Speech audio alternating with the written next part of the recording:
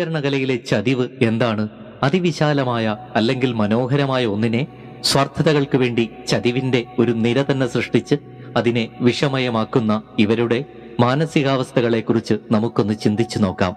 ചതിയന്മാരെല്ലാം സ്വാഭാവികമായും സ്വാർത്ഥന്മാരായിരിക്കുമല്ലോ. വശീകരണത്തിന്റെ സാധ്യതകളെയെല്ലാം ഇക്കൂട്ടർ പരമാവധി ഉപയോഗിക്കും. എന്തിനാണെന്നല്ലേ? എണ്ണിയാൽ ഒടുങ്ങാത്ത ചതിവുകളുടെ ഒരു നിര തന്നെ സൃഷ്ടിക്കുവാൻ വേണ്ടി. വശീകരണ കലയിലൂടെ ചതിയന്മാരെ നാം അപഗ്രഥിക്കുമ്പോൾ അവരുടെ ജീവിതത്തിൽ ഭാവിയിൽ സംഭവിക്കുന്നത് എന്താണെന്ന് ആദ്യമേ തന്നെ പറഞ്ഞു തുടങ്ങാം. ചതിവിന്റെ പര്യായങ്ങളായി മാറുന്ന ഇവർ വശീകരണത്തിന് ഉപയോഗിക്കുന്ന മൂടുപടങ്ങൾ കാലം ഒരു ദിവസം ചീന്തി എറിയുക തന്നെ ചെയ്യും. ഒന്നിലും വിജയിക്കാതെ സ്വാഭാവികമായി ഉണ്ടായിരുന്ന കഴിവുകളെ പോലും ബലി നൽകി നിത്യനിരാശയുടെ തീരാക്കയത്തിലേക്ക് ആണ്ടുപോകുവാനാണ് ഭൂരിപക്ഷത്തിന്റെയും വിധി. മറ്റുള്ളവരുടെ വിജയങ്ങൾ കണ്ട് നഷ്ടനിശ്വാസങ്ങൾ ഉയർത്തുവാൻ മാത്രം കഴിയുന്ന വ്യക്തികളായി അവർ മാറുന്നു. ചതിയന്മാർ ഒന്നാം തരം അഭിനേതാക്കളായിരിക്കും. സ്വന്തം മനസ്സിനോടും ശരീരത്തിനോടും മാത്രം നീതി പുലർത്തുന്ന ഇക്കൂട്ടർ മറ്റുള്ളവരുടെ ചിന്തകൾ, വികാരങ്ങൾ, ദുഃഖങ്ങൾ അതിനൊന്നും ഒരു വിലയും നൽകാറില്ല. സത്യത്തിൽ വശീകരണമെന്ന മനോഹര കലയെ ഇത്രയും മോശമായി ഉപയോഗിക്കുന്നവർ വേറെ കാണില്ല. കാരണം വശീകരണ കലയിലൂടെ അനന്ത സാധ്യതകൾ മോശമായി ഉപയോഗിച്ച് ഈ ചതിയന്മാർ നിഷ്കളങ്കതയുടെ മുഖം മൂടിയണിഞ്ഞ് ഉള്ളിൽ തിളയ്ക്കുന്ന കൊടും വിഷത്തിനെ പരിപാലിച്ചുകൊണ്ടിരിക്കുന്നു. ഇത്തരം വ്യക്തിത്വമുള്ളവർ അവരുടെ ജീവിതത്തിൽ സംഭവിക്കുന്ന സംഭവങ്ങൾ, മാറ്റങ്ങൾ ഒക്കെ അവരുടെ ജീവിതത്തിനെ നന്നായി മുന്നോട്ട് നയിക്കുന്ന ഉപകരണങ്ങളാക്കി മാറ്റുന്നതിന് പകരം മനസ്സിൽ ആഗ്രഹിക്കുന്നതെന്തോ, അതായത് മറ്റാർക്കും പ്രയോജനമോ ഉപകാരമോ ഇല്ലാത്ത എന്നാൽ തനിക്ക് മാത്രം നൈമിഷികമായ ലാഭങ്ങൾ ലഭിക്കുന്ന അവസരങ്ങൾ സൃഷ്ടിക്കുകയും അത് പൂർത്തീകരിക്കുവാൻ പരിശ്രമിക്കുകയും ചെയ്യുന്നു. അവന്റെ അല്ലെങ്കിൽ അവളുടെ മധുരം പുരണ്ട വാക്കുകളിൽ മയങ്ങിപ്പോകുന്നവർ പിന്നീട് ദുഃഖിക്കും എന്നത് ഉറപ്പാണ്. ചതിക്കുന്നവന് ആരുടെയും സ്നേഹം ആവശ്യമില്ല. അവർക്ക് വേണ്ടത് മറ്റു പലതുമാണ്. അത് നൽകുന്നവരോട് അകമഴിഞ്ഞ സ്നേഹവും അവർ പുലർത്തുന്നു. പക്ഷേ അതും സത്യസന്ധമല്ല. സ്വന്തം കാര്യങ്ങൾ നേടിയെടുക്കുവാനുള്ള തന്ത്രങ്ങളുടെ ഭാഗമായി മറ്റുള്ളവരുടെ മനസ്സിൽ ഇടം നേടുവാനുള്ള പാഴ്ശ്രമം ചതിയന്റെ മനസ്സിലുള്ള നികൃഷ്ട ചിന്തകളെ പൂർത്തീകരിക്കുവാനുള്ള ഉപകരണങ്ങളായിട്ടാണ് എന്തിന് അവരെ സ്നേഹിക്കുന്നവരെ പോലും ഇക്കൂട്ടർ കാണുന്നത് തന്നെ.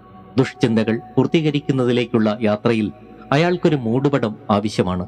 ചുറ്റും നിൽക്കുന്നവരെയെല്ലാം ഇക്കൂട്ടർ മൂടുപടങ്ങളാക്കി മാറ്റുകയും ആവശ്യത്തിന് മാറി മാറി അണിയുകയും ചെയ്യും. ചതിയന്മാർ രണ്ടു തരമുണ്ട്. ഒന്ന് മനഃപൂർവ്വം മറ്റുള്ളവരെ ചതിച്ച് ലാഭങ്ങൾ നേടണമെന്ന് ചിന്തിക്കുന്നവർ.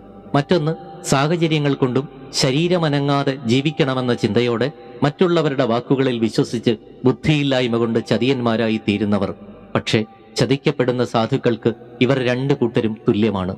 ഇരകൾക്ക് അനുഭവങ്ങൾ ഒന്നു തന്നെയാണ്.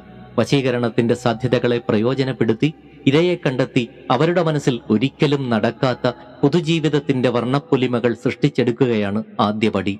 ആ ഇരയിലൂടെ തനിക്കും രക്ഷപ്പെടാം എന്ന മിഥ്യാധാരണ. ഒരു ചതിയൻ അവിടെ നിർമ്മിക്കപ്പെടുകയായി. പക്ഷേ ഇരയുടെ സ്വപ്നങ്ങളെ തകർത്ത ഈ ചതിയന്മാർക്ക് കാലം കരുതി വെച്ചിട്ടുണ്ട്. അവർ കാത്തിരിക്കേണ്ടതുണ്ട്.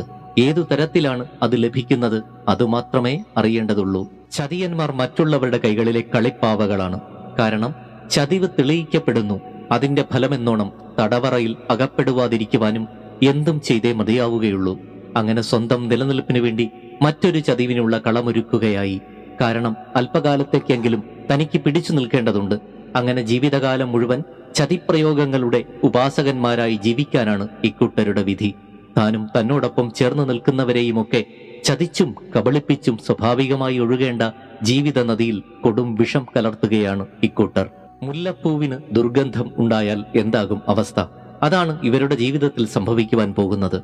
മറ്റുള്ളവരുടെ മുന്നിൽ മികച്ചൊരു വ്യക്തിത്വം സൃഷ്ടിച്ചെടുത്ത് മനസ്സിൽ സ്നേഹവും ഹൃദയശുദ്ധിയുമുള്ള മറ്റുള്ളവരെ വളരെ ബോധപൂർവം തനിക്ക് ചുറ്റും ഒരു സംരക്ഷണമെന്ന പോലെ നിർത്തി അതിനുള്ളിൽ നിന്നുകൊണ്ട് ചതിയന്മാർ തങ്ങളുടെ ഗൂഢപദ്ധതികൾ ഒന്നൊന്നായി ആസൂത്രണം ചെയ്യുന്നു. പക്ഷെ അത് നിരന്തരം തുടരുവാൻ കഴിയാതെ വരുമ്പോൾ ആ മുഖം മൂടി അഴിഞ്ഞു വീഴുകയും ചെയ്യും. അത് എപ്പോൾ എന്ന് മാത്രമേ അറിയേണ്ടതുള്ളൂ. ദുർഗന്ധം പടർത്തുന്ന മുല്ലപ്പൂക്കളെ ആർക്ക് വേണം? വ്യക്തികളിൽ നിന്നും സമൂഹത്തിൽ നിന്നും അളവില്ലാത്ത തരത്തിൽ അഭിനയത്തിലൂടെ സ്നേഹങ്ങളും വാത്സല്യവും ഇക്കൂട്ടർ നേരത്തെ നേടിയെടുത്തിട്ടുണ്ടാകും. ഇവരെയോർത്ത് മറ്റുള്ളവർ സ്വപ്നങ്ങൾ നെയ്യും, പ്രതീക്ഷകൾ പുലർത്തും. ആ പ്രതീക്ഷകൾ തകരാതെ നിലനിർത്തുവാൻ ഇടയ്ക്കിടെ അമിതമായ അഭിനയത്തിന്റെ മേഖലകൾ ഇവർ സൃഷ്ടിക്കും. സ്വന്തമായി ഒരു വ്യക്തിത്വമില്ലാതെ മറ്റുള്ള വിഡ്ഢികളുടെ വാക്കുകൾ വിശ്വസിച്ച് ശരിയേത് തെറ്റേത് എന്ന് തിരിച്ചറിയാതെ മറ്റുള്ളവരെ കണ്ണീരിലാഴ്ത്തിക്കൊണ്ട് സ്വയം നശിച്ച് ചതിയുടെ കൊട്ടാരത്തിൽ നിരന്തരം. ബോധപൂർവം തെറ്റുകളും ചതിവുകളുമൊക്കെ ചെയ്തു കൂട്ടിയിട്ടും ഇക്കൂട്ടരുടെ ന്യായങ്ങൾ നിരവധിയുണ്ട്. അതും മനഃശാസ്ത്രത്തെയും വശീകരണത്തെയും ഒക്കെ കൂട്ടുപിടിച്ചുകൊണ്ട് തന്നെ. ബോധപൂർവമല്ലാതെ എങ്ങനെയാണ് ഒരു ഗൂഢപദ്ധതി ആസൂത്രണം ചെയ്യുന്നത്? സ്വയരക്ഷയ്ക്കും ന്യായീകരണത്തിനും വേണ്ടി എന്തൊക്കെ തന്ത്രങ്ങളാണ് ഇവർ ആസൂത്രണം ചെയ്യുന്നത്? എല്ലാ തന്ത്രങ്ങളും പയറ്റിക്കഴിഞ്ഞ് ഒടുവിൽ ഭക്തിയെ പോലും കൂട്ടുപിടിക്കും. അത്രയ്ക്കും സൂത്രശാലികളാണിവർ. ചതിയന്മാരുടെ ചെവികൾ എപ്പോഴും കൊട്ടിയടയ്ക്കപ്പെട്ടിരിക്കും. നല്ലതൊന്നും അവർ കേൾക്കില്ല. കണ്ണുകൾ കൊണ്ട് സ്വാഭാവികമായ ദൃശ്യങ്ങളൊന്നും കാണില്ല. സ്വാഭാവികമായി ഉയരങ്ങളിലെത്തേണ്ട കഴിവുകൾ സ്വയം നശിച്ച് മറ്റുള്ളവരുടെ മുന്നിൽ വെറും പരിഹാസ കഥാപാത്രങ്ങളായി മാറുന്ന ജീവിതാവസ്ഥകൾ.